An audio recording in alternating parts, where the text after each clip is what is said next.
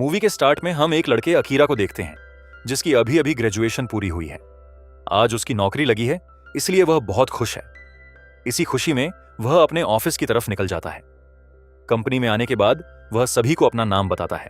काम करते हुए वह एक लड़की सॉरी से मिलता है जो देखने में बहुत खूबसूरत थी। अब रात में उसे कंपनी की एक पार्टी में इनवाइट किया जाता है जहां वह अपने ऑफिस के दोस्तों के साथ बहुत ज्यादा एंजॉय करता है।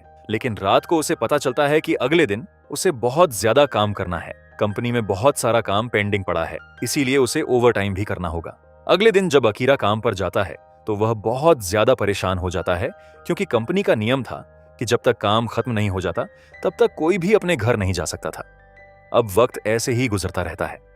ज्यादा काम करने की वजह से अकीरा की हालत बहुत खराब हो गई थी। वह न तो ठीक से सो पा रहा था और न ही उसे नहाने का वक्त मिल रहा था। साथ ही उसे अपने बॉस कुशुगी की बात भी माननी पड़ती थी, जो असल में एक बहुत बुरा आदमी था। अब रात को वह अपने दोस्त केसियो के साथ एक बार में होता है। केसियो कहता है कि तुम्हें कोई और नौकरी ढूंढनी चाहिए, पर अकीरा के पास रिज्यूमे बनाने का भी वक्त नहीं है। ये दोनों बचपन के दोस्त हैं, लेकिन केसियो अपनी नौकरी से बहुत ज्यादा खुश है। यह सब देखकर कि केसियो बहुत सारे पैसे कमाता है और हर रात किसी और लड़की के साथ होता है, अकीरा को बहुत जलन महसूस होती है और दोनों लड़ाई पर उतर आते हैं। खैर, रात में अकीरा अपनी ट्रेन का इंतजार कर रहा होता है। तभी उसके पीछे हम एक आदमी को देखते हैं जो बिल्कुल भी नॉर्मल नहीं लग रहा था, पर अकीरा का ध्यान उस पर नहीं जाता। अगले दिन जब अकीरा की आंख खुलती है तो वह फिर से अपने काम के लिए निकल जाता है।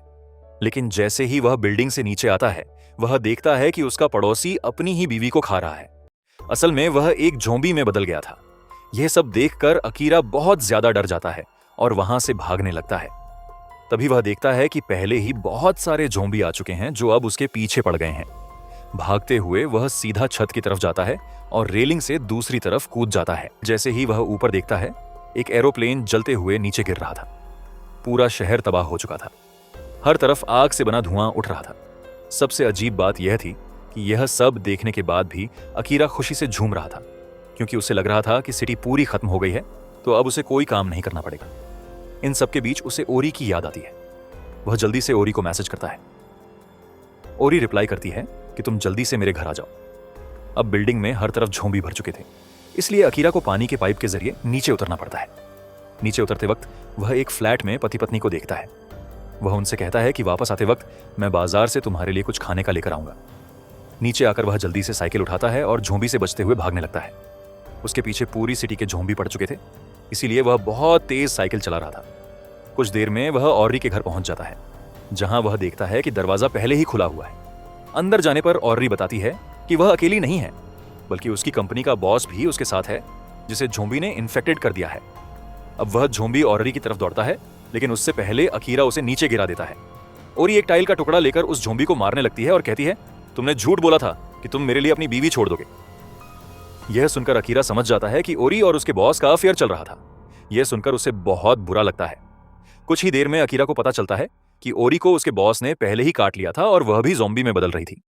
अब ओरी अकीरा पर हमला करती है, लेकिन अकीरा उसे चकमा देकर वहां से दूर हो जाता है। वह कहता है कि वह पहले दिन से ही उससे प्यार करने लगा था, लेकिन वह धोखेबाज निकली। यह कहकर वह अपने घर के लिए रवाना हो जाता है। जब वह अपने घर के पाइप से चढ़ रहा था, उसे याद आता है कि उसे पति पत्नी को खाना देना था। लेकिन जब वह उनके घर के अंदर देखता है तो वहां सब बिखरा पड़ा था। मतलब अब वह कपल भी ज़ॉम्बी में बदल चुके थे। घर आने के बाद वह सोचने लगता है कि शायद अब कुछ वक्त में वह भी ज़ॉम्बी में बदल जाएगा। इसीलिए वह डिसाइड करता है कि मरने से पहले वह अपने जीवन की सारी इच्छाएं पूरी कर लेगा। वह अपनी डायरी निकालता है और अपनी जिंदगी की सारी इच्छाएं लिखने लगता है।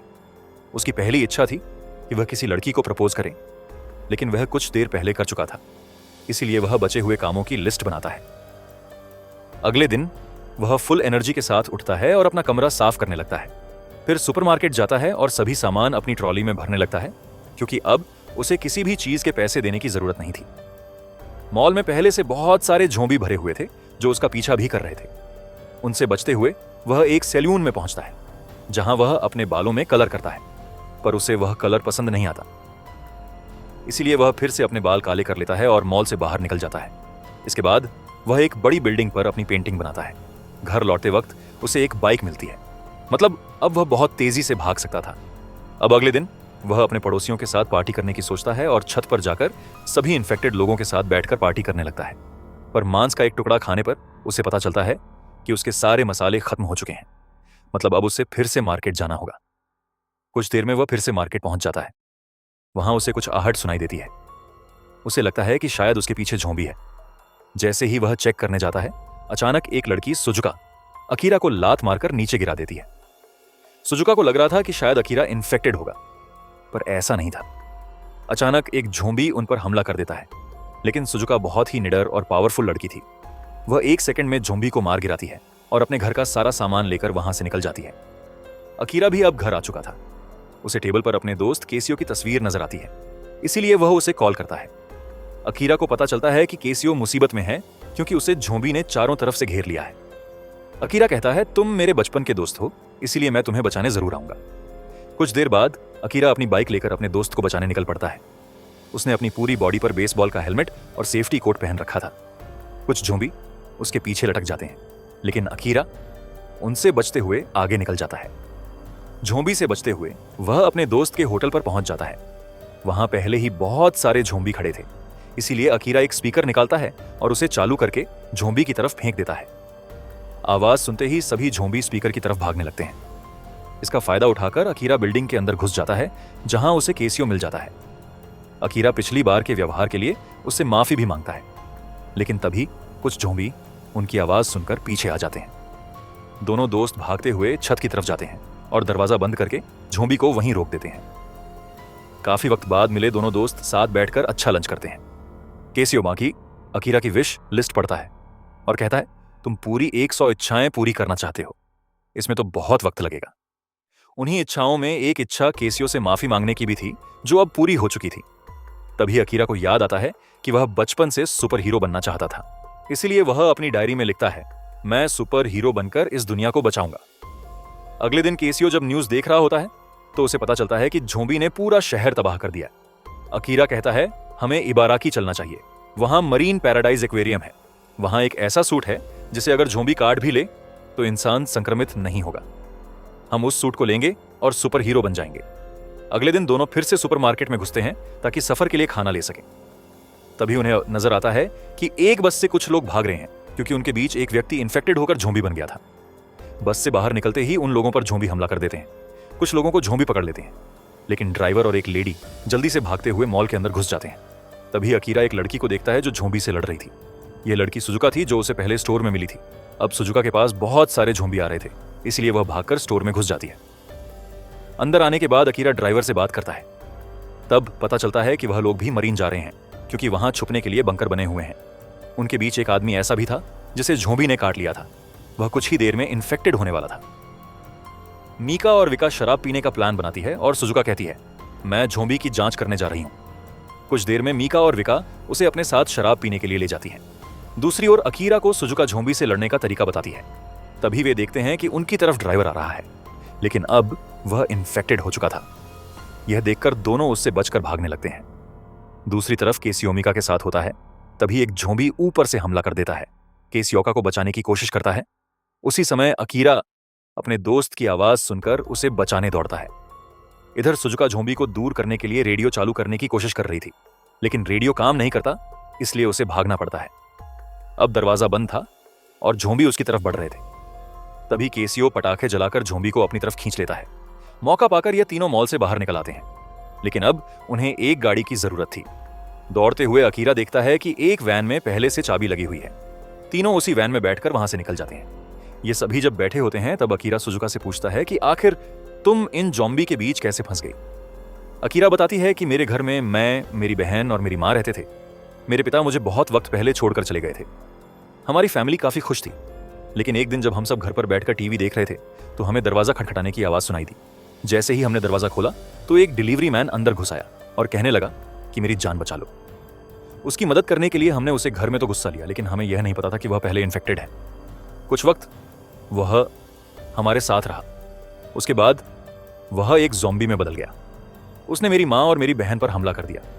उन दोनों को भी इन्फेक्टेड करने के बाद वह मुझे भी इन्फेक्टेड करने वाला था, लेकिन मैं होशियार थी, इसीलिए उनसे बच गई और मुझे अफसोस है कि मुझे अपनी ज़ॉम्बी माँ और बहन को मारना पड़ा।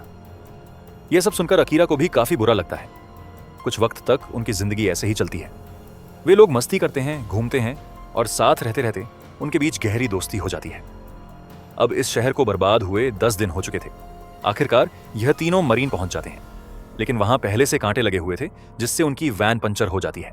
जैसे ही केसियो ब्रेक लगाता है, अकीरा वैन से टकराकर बेहोश हो जाता है। जब उसकी आंख खुलती है तो वह अपने बॉस कुशुगी को अपने सामने पाता है। अकीरा कहता है, तुम्हारे साथ नौकरी करके मैंने पहले ही अपनी जिंदगी बर्बाद कर ली थी। वह अपने पड़ोसी कपल को भी वहां जिंदा देखता है। उन्हें जिंदा देखकर वह खुश हो जाता है।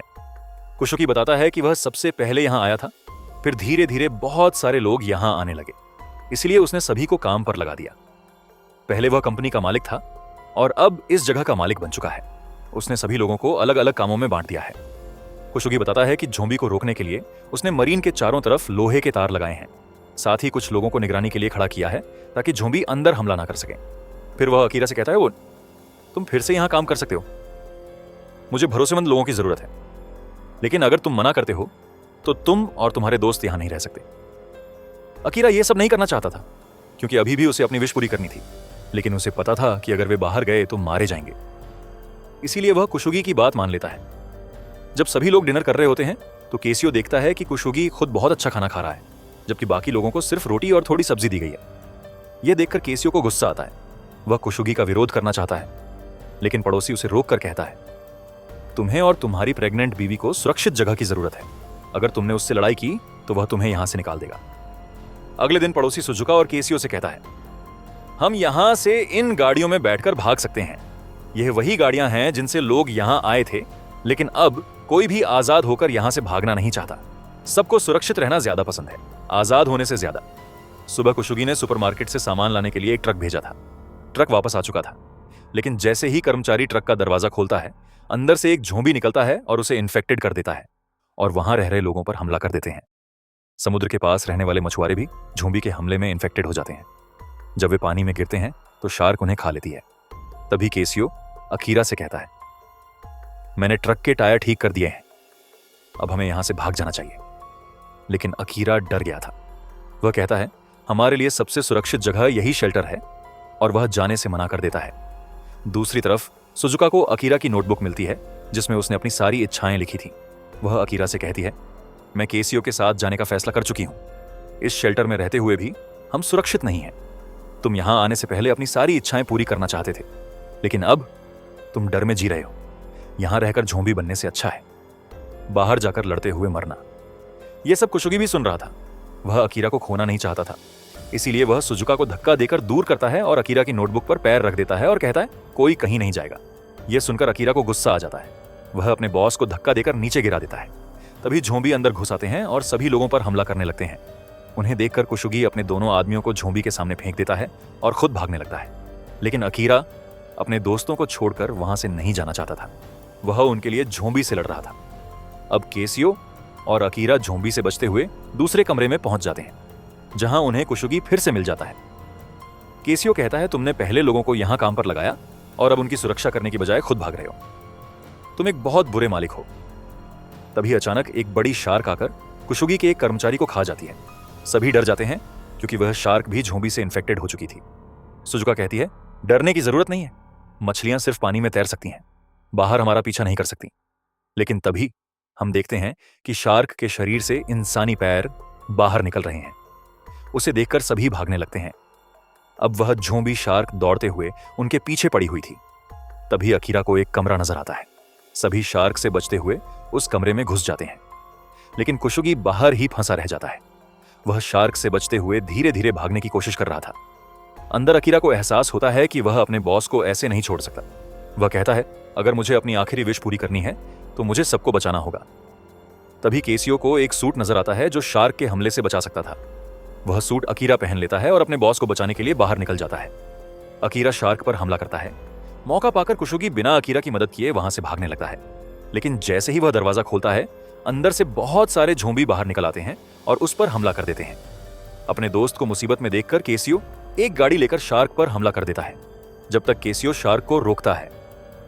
अकीरा कुशुगी के पीछे भागता है। अकीरा को यकीन था कि जो सूट उसने पहना है वह उसे बचा लेगा। वह सूट काटने से तो बचा सकता था, लेकिन दर्द से नहीं। दूसरी तरफ केसियो शार्क को रोकने की कोशिश कर रहा था, लेकिन ज्यादा देर तक वह उसे रोक नहीं पाया। और भागते हुए दीवार के एक छेद से दूसरी तरफ निकल जाता है। अब शार्क उसका पीछा नहीं कर सकती थी। इधर अकीरा झोंबी के बीच फंसा हुआ था। वे उसे खाने की कोशिश कर रहे थे। तभी सुजुका वहां पहुंचती है। वह अपने तेज आवाज वाले रेडियो से झोंबी को अपनी तरफ आकर्षित करने लगती है। जैसे ही झोंबी आवाज सुनते हैं वे उसके पीछे पड़ जाते हैं। सुजुका भागते हुए पानी के पास जाती है और अपने दोनों स्पीकर पानी में फेंक देती है। आवाज सुनते हुए सारे झोंबी पानी में कूद जाते हैं। इस तरह तीनों दोस्तों ने मिलकर अपनी जान बचा ली थी। लेकिन इतना होने के बाद भी कुशुगी की अकड़ खत्म नहीं होती। वह इन तीनों को आदेश देता है कि शार्क को उसकी नजरों से दूर कर दिया जाए। तभी वह शार्क दीवार तोड़कर उस पर हमला कर देती है और कुशुगी बेहोश हो जाता है। फिर भी अकीरा उसकी मदद करने जाता है। तभी शार्क फिर से अकीरा पर हमला कर देती है और उसका हाथ अपने मुंह में दबा लेती है। अब सुजुका को किसी भी तरह अपने दोस्त की मदद करनी थी। वह 2 बैटरियां उठाती है और सोचती है कि उन्हें इस्तेमाल करके शार्क को करंट दिया जाए। लेकिन यह काम अकेले अकीरा ही कर सकता था, क्योंकि उसने मेटल का सूट पहना हुआ था। समस्या यह थी कि बैटरियां अकीरा तक कैसे पहुंचाई जाएं। केसियो कहता है यह काम सिर्फ मैं कर सकता हूं। वह बैटरियां उठाता है और दौड़ते हुए पूरी ताकत से उन्हें अकीरा की तरफ फेंक देता है। अकीरा बैटरियां पकड़कर शार्क के सिर पर दे मारता है। दोनों बैटरियों के टकराने से जो करंट पैदा होता है उससे वह झोंबी शार्क मर जाती है। अकीरा की बहादुरी देखकर सभी लोग उसकी तारीफ करने लगते हैं। अगले दिन सभी लोग अपना सामान लेकर वहां से बाहर जाने का फैसला करते हैं। अब उन्हें समझ आ चुका था कि शेल्टर में रहना सुरक्षा नहीं डर है। इससे अच्छा है कि बाहर जाकर झोंबी से लड़ें और अपनी इच्छाएं पूरी करें। तभी वहां कुशुगी आता है और फिर से सबको शेल्टर में जाने का आदेश देता है। लेकिन इस बार कोई भी उसका आदेश मानने वाला नहीं था। इसके बाद अकीरा अपने दोस्तों के साथ वहां से निकल जाता है और इसी के साथ यह मूवी यहीं खत्म हो जाती है।